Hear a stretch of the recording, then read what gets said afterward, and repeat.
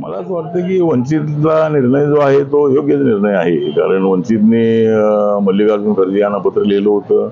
त्यांना महाविकास आघाडीमध्ये सामील होण्याची त्यांची इच्छा त्यांनी व्यक्त केलेली होती, पण त्यांच्याकडे दुर्लक्ष करण्यात आलं आणि त्यामुळं त्यांनी जो निर्णय स्वबळावर घेतलेला आहे तो योग्य निर्णय आहे.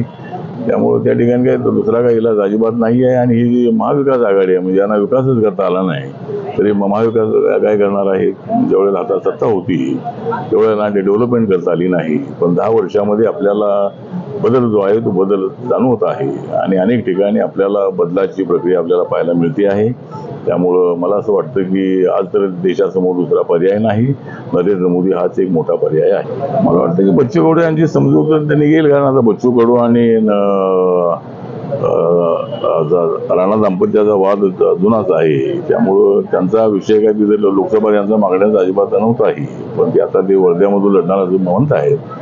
पण अनेक विषय देवेंद्र फडणवीस एकनाथ शिंदे यांनी मिटवलेले आहेत. त्यांचा विषय मिटवावा आणि मी त्यांच्याशी बोलणार आहे, तर त्यांची नाराजी दूर करण्याचा नक्की प्रयत्न केला जाईल. कोणार्क, अपना शहर अपनी बातें.